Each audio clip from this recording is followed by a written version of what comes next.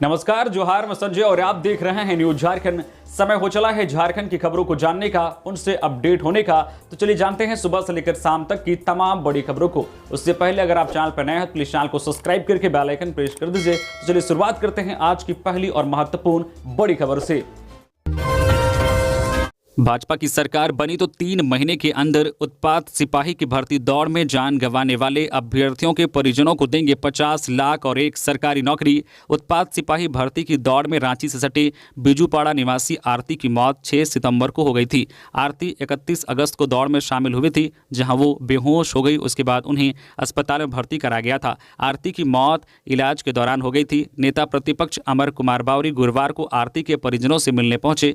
परिजनों ने बताया कि आरती की शादी 1 वर्ष पूर्व ही हुई थी। उनके निधन से परिवार में मातम छाया हुआ है। इस दौरान अमर बावरी ने कहा है कि 583 पदों के लिए 5 लाख से ज्यादा अभ्यर्थियों ने अप्लाई किया है। इस उमस भरी गर्मी में राज्य सरकार अभ्यर्थियों को 10 किलोमीटर दौड़ा रही है। मेरी जानकारी के मुताबिक आज तक किसी परीक्षा के फिजिकल टेस्ट में बच्चों ने जान नहीं गंवाई। राज्य सरकार अपनी नाकामी को छुपाने के लिए तरह तरह के बहाने बना रहे हैं। कभी कोरोना की वैक्सीन को गलत ठहरा रहे हैं तो कभी कुछ और कर रहे हैं। दुखद बात यह है कि घटनाएं हो रही है, लोग अस्पताल जा रहे हैं, लेकिन प्रॉपर जो मेडिकल सेवा देनी चाहिए थी वह नहीं दी जा रही है। हम लोगों ने राज्य सरकार से मांग की थी कि मृतकों के आश्रितों को 50 लाख मुआवजा और एक सरकारी नौकरी दे, लेकिन सरकार की तरफ से कोई जवाब नहीं आया। हम विपक्ष में रहते हुए भी 1 लाख प्रति परिवार को दे रहे हैं। जिस दिन भारतीय जनता पार्टी की सरकार बनेगी उस दिन हम 3 महीने के अंदर मृतकों के आश्रितों को सरकारी नौकरी और 50 लाख रुपए देंगे। परिजनों से मिलने वालों में नेता प्रतिपक्ष अमर कुमार बावरी, समीर उरांव, गंगोत्री कुजूर सहित भाजपा के कई नेता शामिल थे।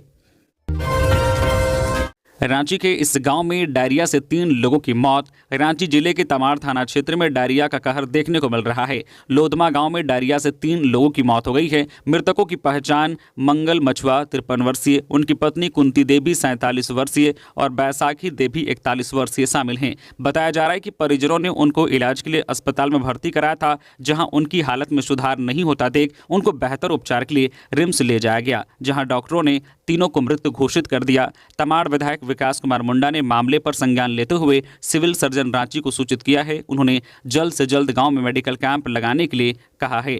उन्होंने गांव में स्वच्छता और स्वास्थ्य सेवाओं को मजबूत करने का आश्वासन दिया है। इधर ग्रामीणों में डायरिया फैलने से दहशत का माहौल है। अगले हफ्ते झारखंड में राष्ट्रपति, प्रधानमंत्री और केंद्रीय गृह मंत्री का दौरा।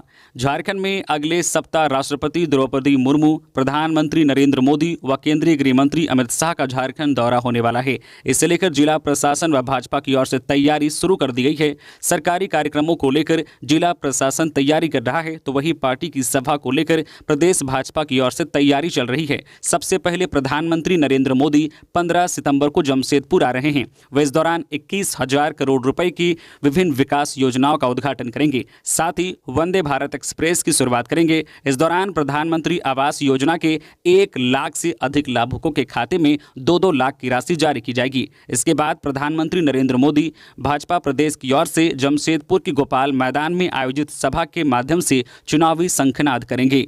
वहीं राष्ट्रपति द्रौपदी मुर्मू 19 और 20 सितंबर को 2 दिवसीय दौरे पर रांची पहुंच रही है। इस यात्रा के दौरान वे विभिन्न कार्यक्रमों में भाग लेंगी। 20 सितंबर को वह भारतीय लौह अनुसंधान संस्थान शताब्दी समारोह में मुख्य अतिथि के तौर पर हिस्सा लेंगी।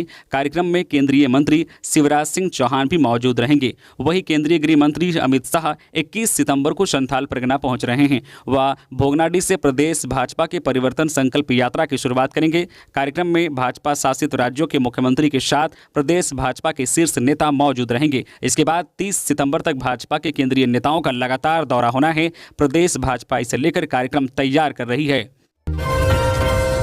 कोल्हान में आजसू को झटका। पूर्व जिला अध्यक्ष छवि महतो समर्थकों संघ बीजेपी में हुए शामिल। अर्जुन मुंडा ने किया स्वागत।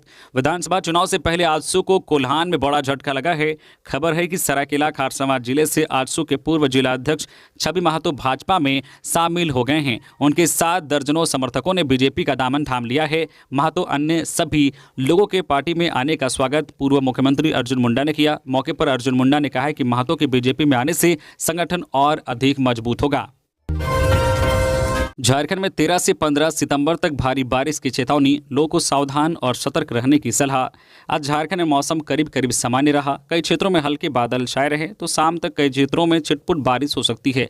मौसम में परिवर्तन के संकेत कल 13 सितंबर से दिए गए हैं। 13 सितंबर से 15 सितंबर तक बारिश होने के आसार हैं। 13 सितंबर को 8 जिलों में भारी बारिश होने की संभावना है। इस दिन को लेकर येलो अलर्ट जारी किया गया है। इस दिन देवघर, धनबाद, दुमका, गिरिडीह, गोड्डा, जामताड़ा, पाकुड़ और साहिबगंज में भारी बारिश होने की संभावना है। इसके अलावा 14 सितंबर को राज्य के 10 जिलों के लिए ऑरेंज अलर्ट जारी किया गया है, जबकि राज्य के उत्तरी भागों में भारी बारिश हो सकती है। इस हिस्से के लिए येलो अलर्ट जारी किया गया है। इसमें पलामू, गढ़वा, चतरा, कोडरमा, लातेहार, लोहरदगा, रांची, बोकारो और गुमला शामिल हैं। इसके अलावा 15 सितंबर को भी बारिश हो सकती है। इस दिन राज्य के उत्तरी और मध्य भाग में भी कहीं कहीं पर भारी बारिश होने की संभावना है। इस दिन रांची, बोकारो, गुमला, हजारीबाग, खूंटी, रामगढ़, पलामू, गढ़वा और चतरा, कोडरमा, लातेहार और लोहरदगा में बारिश होने की संभावना मौसम विभाग की ओर से की गई है। इसे लेकर लोगों को सावधान और सतर्क रहने की भी सलाह दी है। राज्यपाल ने अग्निशमन सेवा विधेयक 2024 को दी मंजूरी। राज्यपाल संतोष गंगवार ने विधानसभा से पारित झारखंड अग्निशमन सेवा विधेयक 2024 को मंजूरी दे दी है। 2 अगस्त को झारखंड विधानसभा से इस विधेयक को पारित किया गया था। विधेयक के लागू होने के बाद अब 100 से अधिक शैय्या वाले अस्पताल व नर्सिंग होम, सिनेमाघर, मार्केटिंग कॉम्प्लेक्स, 50 से अधिक कमरे वाले होटल, लॉज, छात्रावास, 20,000 से अधिक क्षमता वाले खुले स्टेडियम, 5,000 क्षमता वाले इंडोर स्टेडियम, मनोरंजन पार्क, 10,000 वर्ग फीट वाले बिल्डिंग, तहखाना के संचालकों को अपने यहां अग्नि सुरक्षा पदाधिकारी की तैनाती करनी होगी। अग्नि सुरक्षा प्रबंधन संस्था में अग्नि सुरक्षा पदाधिकारियों का प्रशिक्षण होगा। ऐसी किसी भी बिल्डिंग का निरीक्षण 3 घंटे की नोटिस पर किया जा सकेगा। रांची में एसीबी की दूसरे दिन भी जांच जारी। राधाकृष्ण अपार्टमेंट और चिरौंदी में चल रही कार्रवाई। हजारीबाग एसडीओ और नोवा मुंडी के सीओ से हो रही पूछताछ। बड़गाई अंचल के लालू खटाल स्थित 8.86 एकड़ जमीन घोटाला मामले में एसीबी की कार्रवाई दूसरे दिन भी जारी है। आज रांची में 2 जगहों पर जांच चल रही है। यह जांच राधाकृष्ण अपार्टमेंट और चिरौंदी इलाके में चल रही है। बताया जा रहा है कि राधाकृष्ण अपार्टमेंट में एसीबी को नोवा मुंडी सीओ मनोज कुमार के 2 फ्लैट होने की जानकारी मिली है, जिसकी जाँच की जा रही है। वहीं चिरौंदी में हजारीबाग एसडीओ के आलीशान घर हैं, जहां जांच पड़ताल चल रही है। बता दें कि जमीन घोटाला मामले में एसीबी बुधवार सुबह से ही छानबीन कर रही है। बुधवार को 14 घंटे से अधिक पड़ताल की। एसीबी की टीम ने राज्य के 6 जगहों पर छापेमारी की। इसके बाद देर शाम एसीबी की टीम दोनों अधिकारियों और मनोज कुमार के ड्राइवर अजय रविदास को लेकर रांची आ गई। आज तीनों से पूछताछ की जा रही है। Anti corruption bureau ACB Jharkhand की टीम ने बुधवार को हजारीबाग के एसडीओ शैलेश कुमार और नोवा मुंडी के सीओ मनोज कुमार से जुड़े 6 ठिकानों पर एक साथ छापेमारी की थी। दोनों अधिकारियों के रांची, हजारीबाग, गिरिडीह व पश्चिमी सिंहभूम स्थित आवास व कार्यालय को खंगाला गया। करीब 14 घंटे तक चली छापेमारी के दौरान जमीन से जुड़े कागजात, बैंक पासबुक, निवेश के कागजात जब्त किए गए। हजारीबाग में कुछ कैश मिलने की भी सूचना है, हालांकि एसीबी ने इसकी पुष्टि नहीं की है। रिम्स में गर्भवतियों को मिलेगी दर्द रहित प्रसव की सुविधा।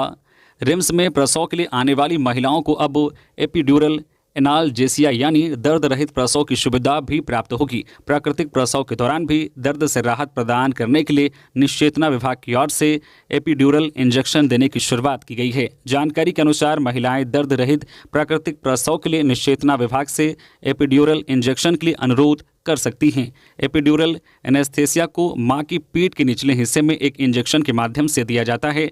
यह एक प्रकार का एनेस्थेसिया है जिसका उपयोग प्रसव पीड़ा से राहत देने के लिए किया जाता है। निश्चेतना विभाग की डॉक्टर दीपाली सिंह को इसका प्रभारी बनाया गया है। डॉक्टर प्रियंका श्रीवास्तव उनका सहयोग करेंगे। स्त्री रोग विभाग में डॉक्टर किरण देवी की यूनिट में एपिड्यूरल एनाल्जेसिया के माध्यम से 2 सफल प्राकृतिक प्रसव कराए गए हैं।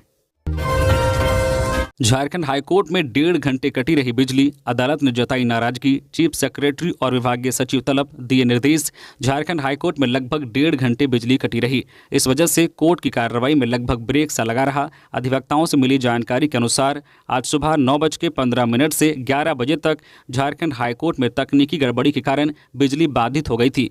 कोर्ट पहुंचे अधिवक्ता अपना काम भी शुरू नहीं कर पा रहे थे। 11 बजे फिर से बिजली बहाल की गई। इसके बाद कोर्ट की कार्रवाई शुरू हो सकी। इधर हाईकोर्ट हाईकोर्ट में बिजली नहीं रहने के इस मामले को अदालत ने गंभीरता से लिया है। हाईकोर्ट की acting chief justice Sujit Narayan Prasad की अधिवक्ता वाली खंडपीठ ने राज्य के मुख्य सचिव और ऊर्जा सचिव को तलब किया, जिसके बाद यह दोनों अधिकारी कोर्ट में हाजिर हुए। अदालत ने कोर्ट में बिजली व्यवस्था फेल होने पर नाराजगी जताते हुए दोनों अधिकारियों को मौखिक निर्देश दिए। खंडपीठ ने कहा है कि ऐसी व्यवस्था सुनिश्चित करे कि हाईकोर्ट में बिजली की किसी तरह की तकनीकी या दूसरी परेशानी आती है तो बिजली व्यवस्था तुरंत बहाल की जा सके। इस पर मुख्य सचिव एल खियांगते और ऊर्जा सचिव ने कोर्ट को आश्वस्त किया है कि हाईकोर्ट में बिजली के लिए वैकल्पिक व्यवस्था की जाएगी।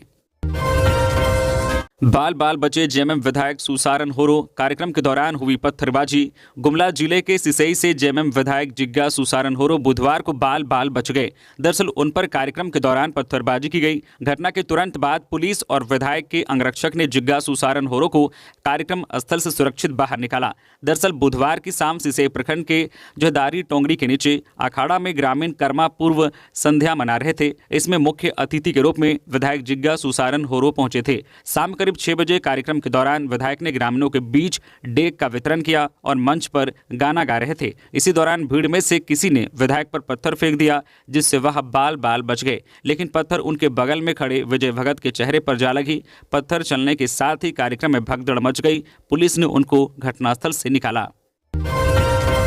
देवघर में कांग्रेस की तैयारी शुरू। प्रदेश अध्यक्ष केशव महतो कमलेश 13 सितंबर को करेंगे कार्यकर्ताओं से मुलाकात। झारखंड विधानसभा चुनाव को लेकर कांग्रेस पार्टी ने अपनी तैयारी शुरू कर दी है। प्रदेश अध्यक्ष केशव महतो कमलेश 13 सितंबर को देवघर जिले के कार्यकर्ताओं से मुलाकात करेंगे। इस दौरान वे जिले के विभिन्न विधानसभा क्षेत्रों का भ्रमण करेंगे और स्थानीय कार्यकर्ताओं से मिलेंगे। पैर में लगी चोट तो पोते ने दादी पर डाइन बिसाही का आरोप लगाकर कर दी हत्या। गुमला के मुरकुंडा पंचायत के कोलांबी में एक पोते ने अपनी दादी की गला दबाकर हत्या कर दी है। आरोपी की पहचान संदीप खरिया के रूप में हुई है। संदीप ने दादी फूलो देवी को डायन बिसाही होने के शक में मार डाला। इसके बाद संदीप अपने घर में जाकर छिप गया। गांव वालों ने महिला के शव को देखने के बाद पुलिस को सूचना दी। छानबीन के बाद पुलिस ने संदीप को हिरासत में लिया। मिली जानकारी के अनुसार संदीप महिला का रिश्ते में पोता लगता था। वह अपने घर के पास गिर गया, इससे उसके पैर में चोट लग गई। उसे शक हुआ कि उसकी दादी ने ही कुछ जादू टोना किया है। इसके बाद वह सीधे फूलों के घर चला गया। उस समय फूलों के अलावा घर में कोई नहीं था। संदीप ने उस पर डायन बिसाही होने का आरोप लगाया और गला दबाकर उसे मार डाला। घटना को अंजाम देने के बाद वह अपने घर जाकर छुप गया। घटना के कुछ देर बाद लोगों ने महिला के शव को देखा। इसके बाद पुलिस को इसकी सूचना दी गई। पुलिस ने तुरंत पूछताछ शुरू की, जिसके बाद यह पता चला कि संदीप ने ही उसकी हत्या की है। पुलिस ने आरोपी को गिरफ्तार कर न्यायिक हिरासत में जेल भेज दिया है। रांची के देवड़ी मंदिर के आसपास धारा 163 लागू, हक को लेकर आदिवासियों का महाजुटान। रांची के तमाड़ के देवड़ी मंदिर में मालिकाना हक को लेकर आदिवासी समुदायों द्वारा बुधवार को पात्रा सड़क स्थित मैदान में महाजुटान कार्यक्रम का आयोजन किया गया। इस कार्यक्रम में दूर दराज से आए आदिवासी नेता शामिल हुए। धर्मगुरु ने सरकार की बातों को खारिज करते हुए आदिवासी जनाक्रोश रैली करने और क्षेत्र में आदिवासी संगठनों को मजबूत करने जैसे महत्वपूर्ण निर्णय लिए। इसी बीच बुंडू अनुमंडल पदाधिकारी मोहन लाल मरांडी ने देवड़ी मंदिर परिसर के 100 मीटर के दायरे में धारा 163 लागू कर सुरक्षा व्यवस्था कड़ी कर दी है। साथ ही परिसर में सुरक्षा कर्मी तैनात कर दिए गए हैं। इससे श्रद्धालुओं को पूजा अर्चना करने में कोई परेशानी नहीं हुई। अनुमंडल पदाधिकारी ने स्पष्ट किया है कि मंदिर परिसर में किसी भी तरह की अशांति बर्दाश्त नहीं की जाएगी। मौके पर अनुमंडल पदाधिकारी मोहन लाल मरांडी, अंचलाधिकारी अतुल रंजन और थाना प्रभारी रोशन कुमार भी मौजूद थे। मंदिर में श्रद्धालुओं ने पूजा और आरती शांतिपूर्ण तरीके से संपन्न की। हाईकोर्ट ने निकाय चुनाव मामले में राज्य सरकार की अपील को किया खारिज। एकल पीठ का आदेश बरकरार। झारखंड में निकाय चुनाव को लेकर राज्य सरकार की अपील पर गुरुवार को झारखंड हाईकोर्ट ने फैसला सुनाया है। हाईकोर्ट की खंडपीठ ने राज्य सरकार की अपील खारिज कर दी है। कोर्ट ने एकल पीठ का आदेश बरकरार रखा है। पूर्व में दोनों पक्षों की सुनवाई पूरी होने के बाद कोर्ट ने मामले में फैसला सुरक्षित रख लिया था। हाईकोर्ट की एकल पीठ ने 3 सप्ताह में निकाय चुनाव की अधिसूचना जारी करने को लेकर 4 जनवरी 2024 को आदेश दिया था, जिसे राज्य सरकार ने हाईकोर्ट की खंडपीठ में चुनौती दी थी। पूर्व में हाईकोर्ट की खंडपीठ में सुनवाई के दौरान राज्य सरकार की ओर से सुप्रीम कोर्ट के आदेश का हवाला देते हुए कहा है कि ट्रिपल टेस्ट करने के बाद ही राज्य में निकायों का चुनाव करना है। राज्य के जिलों में ओबीसी की आबादी के आकलन की प्रक्रिया जारी है। पिछड़ा आयोग द्वारा ओबीसी की आबादी का आकलन किया जा रहा है। वही प्रतिवादी पूर्व पार्षद रोशनी खलगो की ओर से बताया गया है कि सरकार राज्य के निकाय चुनाव को टाल रही है। सरकार चुनाव कराना नहीं चाहती है। एकल पीठ ने भी चुनाव के संबंध में उनके पक्ष में फैसला दिया है। कुत्ते ने साबित की वफादारी, मालिक की जान बचाने के लिए सांप से भिड़कर दे दी कुर्बानी। कुत्ते सबसे वफादार जानवर माने जाते हैं। मालिक की जान पर बात आए तो अपनी कुर्बानी देने से भी वह पीछे नहीं रहते।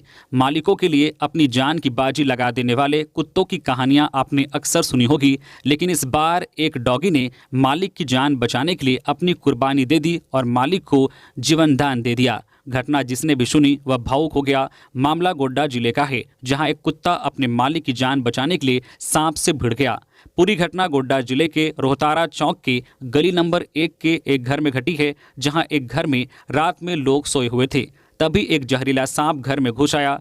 सांप वहां चला गया जहां घर का मालिक सोया हुआ था। इस दौरान घर के कुत्ते की नींद खुल गई और उसने जैसे ही सांप को देखा उस पर झपट पड़ा। दोनों की लड़ाई शुरू हुई तो घर वालों की नींद खुल गई। जब तक घर वाले कुछ करते तब तक कुत्ता सांप को मौत की नींद सुला चुका था।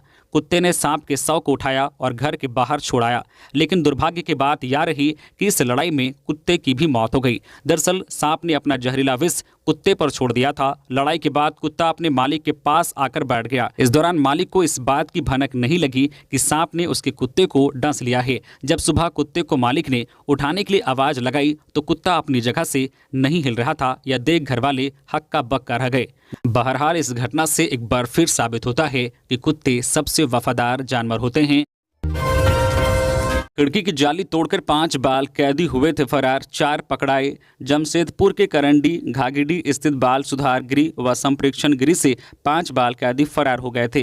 दरअसल समय समय पर बाल कैदियों की गिनती की जाती है। इस दौरान 5 बाल कैदी कम पाए गए, जिसके बाद जानकारी परसूडी थाना को दी गई। मौके पर पहुंची पुलिस ने जांच के दौरान पाया है कि एक कमरे में खिड़की की जाली टूटी हुई थी और खिड़की के पीछे की दीवार पर रस्सी लटक रही थी। सीसीटीवी देखने पर पता चला कि 5 बाल कैदी खिड़की की जाली तोड़कर बाहर निकले। पहले पीछे की दीवार में एक रस्सी का गांठ बनाकर फंसाया और फिर रस्सी के सहारे दीवार फांदकर फरार हो गए। इसके बाद बाल सुधार गृह प्रशासन और परसूडी थाना पुलिस मिलकर फरार कैदियों को खोजना शुरू किया। इधर प्रशासन फरार सभी 5 बाल कैदियों के परिजनों से संपर्क किया और दबाव बनाया, जिसके बाद बुधवार की देर रात 4 बाल कैदी पकड़े गए, जिन्हें बाल सुधार गृह लाया गया, जबकि एक बाल कैदी अभी भी फरार है, जिसके लिए कार्रवाई की जा रही है। बता दें कि फरार बाल कैदियों पर हत्या, दुष्कर्म समेत अन्य आपराधिक मामले का आरोप है। मंत्री इरफान को हाईकोर्ट से झटका, पोक्सो एक्ट के तहत दर्ज मामले में दुमका कोर्ट में चलेगा ट्रायल।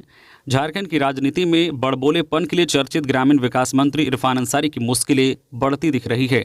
दुष्कर्म पीड़ित एक बच्ची की तस्वीर वायरल करने के मामले में मंत्री इरफान अंसारी को झारखंड हाईकोर्ट से झटका लगा है। दुमका कोर्ट द्वारा चार्ज फ्रेम किए जाने के मामले को उन्होंने हाईकोर्ट में चुनौती दी थी। सुनवाई के दौरान जस्टिस अरुण कुमार राय की अदालत ने उनकी याचिका को खारिज कर दिया है।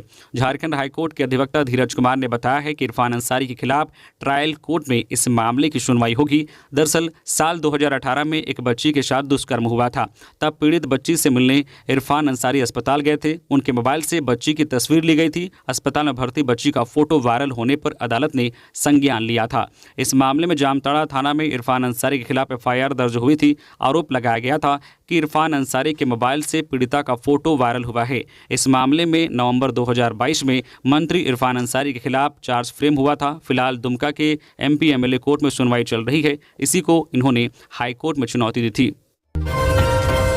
पेट्रोल पंप से पेट्रोल भराकर भाग रहे 3 युवकों ने की चाकूबाजी, धराए। बोकारो के सेक्टर 4 स्थित जय जवान पेट्रोल पंप पर तेल भराकर भाग रहे 3 युवकों ने चाकूबाजी की। हालांकि पेट्रोल पंप कर्मचारी की तत्परता से तीनों अपराधी पकड़े गए। कर्मचारियों की सूचना पर पुलिस मौके पर पहुंची और तीनों को हिरासत में ले लिया गया। घटना के संबंध में बताया जाता है कि गुरुवार को 7:30 बजे 3 युवक बाइक से पेट्रोल पंप पहुंचे और 100 रुपए का पेट्रोल लिया। पेट्रोल लेने के बाद तीनों बिना पैसे दिए भागने लगे, लेकिन पंप कर्मचारी पप्पू ने बाइक को पीछे से पकड़कर रोक लिया। इसके बाद तीनों में से एक युवक ने कर्मचारी पर चाकू से हमला कर दिया। इस हमले से पप्पू का हाथ जख्मी हो गया। चोट के बावजूद वह तीनों को भागने नहीं दिया। तब तक उसके सहयोगी वहां पहुंचे और तीनों लड़कों को पकड़कर अपने कब्जे में ले लिया। इसके बाद सेक्टर 4 थाने को इसकी जानकारी दी। सूचना पाकर पुलिस मौके पर पहुंची और तीनों को हिरासत में ले लिया। पकड़े गए तीनों युवक में से एक सेक्टर का रहने वाला है, उसका नाम गोलू बताया जा रहा है। तीनों युवकों ने कुछ देर पहले सेक्टर 1 में 12 हनुमान नगर निवासी अभय कुमार का पर्स और मोबाइल छीना था। वे अपनी चचेरी बहन को स्टेशन छोड़ने जा रहे थे। उसी क्रम में तीनों ने अभय कुमार को निशाना बनाया और उसके साथ मारपीट कर पर्स और मोबाइल की छिनतई कर भाग गए। इसके बाद तीनों ने पेट्रोल पंप में चाकूबाजी की घटना को अंजाम दिया। तीनों ने इतनी बेरहमी से चाकू से वार किया था, अगर कर्मचारी पीछे नहीं हटता तो चाकू उसके पेट को चीरते हुए निकल जाता। इससे उसकी जान भी जा सकती थी, लेकिन कर्मचारी की सतर्कता के कारण चाकू पेट में नहीं लगा। महाराष्ट्र को हराकर चैंपियन बना झारखंड। अब भूटान से मुकाबला। मथुरा में 22वीं नेशनल सॉफ्टबॉल क्रिकेट टूर्नामेंट का आयोजन किया गया, जिसमें झारखंड ने शानदार जीत दर्ज की है। 22वीं नेशनल सॉफ्टबॉल क्रिकेट टूर्नामेंट में झारखंड की टीम ने शानदार प्रदर्शन करते हुए महाराष्ट्र की टीम को हराकर चैंपियन का खिताब अपने नाम किया। झारखंड लौटने पर टीम के सदस्यों का कोडरमा में जोरदार स्वागत किया गया। दरअसल Indian Council for Sports and Education और Softball Cricket Federation of India के द्वारा 22वीं नेशनल सॉफ्टबॉल क्रिकेट टूर्नामेंट का आयोजन किया गया था, जिसमें देश भर के अलग अलग राज्यों की टीमों ने हिस्सा लिया। लीग, क्वार्टर फाइनल और सेमीफाइनल में जीतकर झारखंड की टीम फाइनल में पहुंची, जहां उसका मुकाबला महाराष्ट्र की टीम से हुआ, जिसमें झारखंड की टीम महाराष्ट्र की टीम को 17 रनों से हराकर जीत हासिल करने में सफल रही। टीम को बेहतरीन प्रदर्शन के लिए गोल्ड मेडल भी मिला।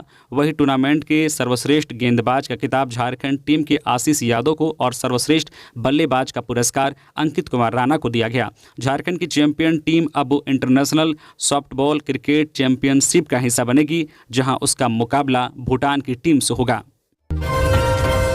अगले महीने होने वाली थी शादी, आज मिली युवक की लाश। लोहरदगा के कुड्डू थाना क्षेत्र के चिरी बरवाटोली गांव में एक युवक का शव मिला है।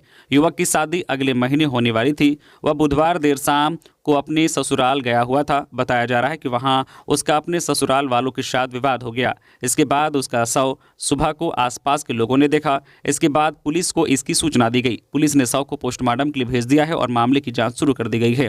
मृतक की पहचान 21 वर्षीय दानिश अंसारी के रूप में की गई है। वह एक पिकअप ड्राइवर था और बुधवार शाम को बरवाटोली गाँव स्थित अपने होने वाले ससुराल में गया था। शाम को उन लोगों के साथ खाना खाने के बाद उसका अपने ससुराल वालों के साथ किसी बात पर विवाद हो गया। इसके बाद वह घर जाने की बात कहकर वहां से निकल गया। इसके बाद गुरुवार सुबह आसपास के लोगों ने उसका शव देखा। पुलिस सूचना मिलने के बाद मौके पर पहुंची और शव को पोस्टमार्टम के लिए अस्पताल भेज दिया। फिलहाल पुलिस मामले की जांच कर रही है। तो ये थी आज की झारखंड की टॉप बड़ी खबरें। इसी तरह से झारखंड की हर एक छोटी बड़ी खबर देखने के लिए आप हमारे चैनल न्यूज झारखंड चैनल को सब्सक्राइब करके बेल आइकन प्रेस कर दीजिए, जिससे आपको झारखंड की हर एक छोटी बड़ी खबर का अपडेट आप तक पहुंचता रहे। तो आज के लिए बस इतना ही। हमें दीजिए इजाजत, फिर मिलते हैं नेक्स्ट न्यूज में। धन्यवाद।